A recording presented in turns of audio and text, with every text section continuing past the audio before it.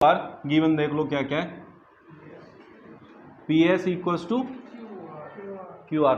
भाई जो भी गिवन है ना उसको जरूर लिखना है, गिवन और टू प्रूव, क्या गिवन है और क्या प्रूव करना है उसे लिखोगे गिवन, उसके आगे टू प्रूव, उसके आगे उसके भी मार्क्स होते हैं। तो जो कुछ नहीं आता तो फिगर बना के और ऐसे लिख देना तो भी आपको ठीक ठाक नंबर मिल जाएंगे।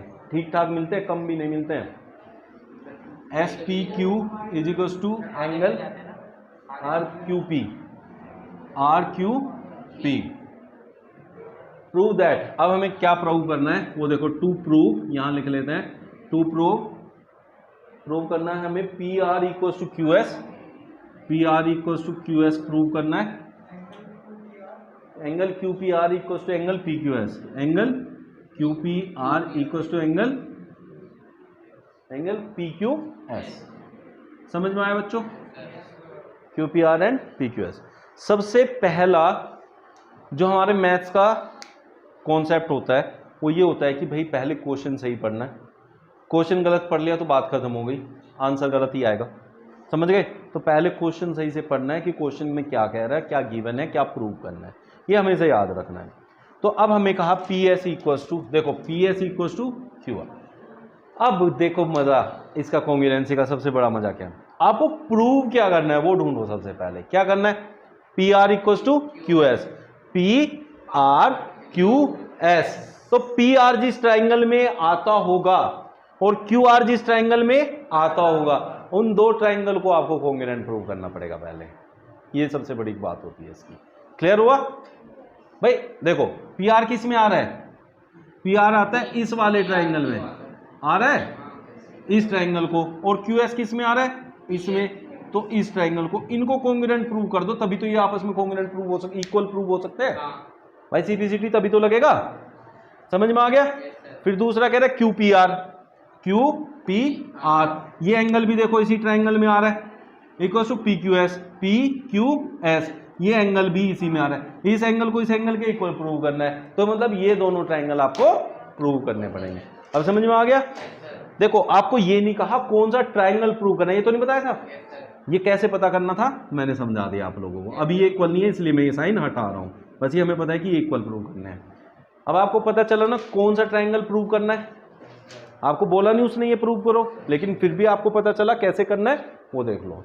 करें अब देखो उसने कहा P S equals to Q R है, पी एस इक्वल्स टू ये वाला लाइन इस वाली लाइन के इक्वल उसने दिया है। तो हम कैसे लिखते, क्वेश्चन को लिखते कैसे हैं, in triangle P R Q and triangle P S Q, ऐसे लिखा जाता है। ठीक है? In triangle P R Q and P S Q, P S equals to Q R, P S equals to Q R, bracket में लिखते हैं given, bracket में क्या लिखते हैं, गिवन। एस पी क्यू, देखो एस पी क्यू, ये पूरा ट्राइंगल, ये पूरा triangle, angle S P Q is equals to angle R Q P, R Q P, R Q P. ये एंगल इस एंगल के इक्वल दे रखा है, ये एंगल इस एंगल के इक्वल दे रखा है। ठीक है बच्चों, कोई प्रॉब्लम तो नहीं है? This angle is equal to this angle. दो चीजें आपको पता चल गई। कॉन्ग्रुएंट प्रूव करने के लिए कितनी चीजें चाहिए? तीन। तीसरी चीज पता कहां से पता चलती है? बहुत आसान सी बात बताता हूं, दिमाग में रखो। देखो ये क्या है, पी आर क्यू, और ये क्या है, पी एस क्यू।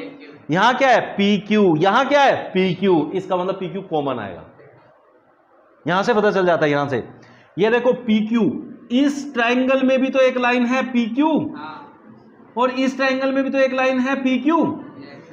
तो कौन सी, ये क्या हुई, कॉमन। तो क्या लिखेंगे, P Q is equals to P Q. Question में उसमें जो प्रूव करने बैठे हो उसी में लिखी हुई है, देखो पी क्यू, इसका मतलब पी क्यू कॉमन आएगी। बात समझ में आ गई? तीसरी चीज मिल गई। तीन चीज होते क्या हो गया, कॉन्ग्रुएंट हो गया, बात खत्म हो गई। तो हम क्या कहेंगे, यहां साइड देखो, ये साइड है, फिर ये एंगल है, फिर ये वाली साइड है, तो साइड एंगल साइड, तो by S A S triangle कौन सा करा हमने, P R Q. P R Q is congruent to triangle P S Q. समझ में आया? अब देखो अब मैं इसे अलग बना के तुम लोगों को समझा रहा हूं। पहले ये एक ट्राइंगल है,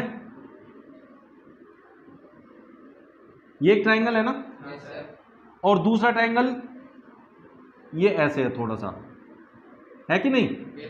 ये दोनों हो गए कॉन्ग्रुएंट। ये एंगल इस एंगल के इक्वल है ना, और ये एंगल अपने आप ही इसके इक्वल हो जाएगा बाय CPCT, लेकिन उसने पूछा नहीं है। तो हमारे पास अब हमसे पूछा क्या है, PR is equals to QS।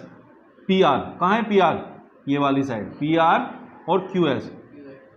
देखो इसकी साइड ये सबसे बड़ी और इसकी साइड ये सबसे बड़ी, देखा जाए तो ये क्या है, क्रोस्पोंडिंग है ना, क्रोस्पोंडिंग साइड है ना। तो हम क्या लिखेंगे, PR is equals to QS CPCTE, CPCTE। ठीक है, क्लियर हो गया? दूसरी चीज ये देखो, ये एंगल इसके इक्वल है, ऊपर वाला इसके इक्वल है, तो ये बचा हुआ एंगल तो इसके इक्वल हुआ कि नहीं हुआ? तो इसमें बचा कौन सा? इस ट्रायंगल में देखो, इस ट्रायंगल में कौन बचा? ये। और इस ट्रायंगल में कौन बचा भाई? ये। मतलब इस पूरे वाले से कंफ्यूज मत हो ना, पूरे, इसीलिए मैंने अलग बनाया है। ये पूरा क्या है? ये पूरा इसका है ऐसे वाला, और इसका एक कोना बचा ये। इस वाले में पूरा ये एंगल ये है, लेकिन इसका एक कोना बचा ये, इसलिए ये दोनों आपस में इक्वल है। तो हम कहेंगे angle QPR is equal to angle PQS by CPCTE। समझ में आ गया? देखो क्वेश्चन में मैंने आपको 3 चीजें सिखाई जो बिल्कुल नई है आप लोगों के लिए। पहली बात, उसने क्या दिया था और क्या पूछा था, उसके अकॉर्डिंग आपको फिगर में यही नहीं पता था ट्रायंगल कौन से लेने हैं, वो मैंने सिखाया ट्रायंगल कैसे पता करते हैं।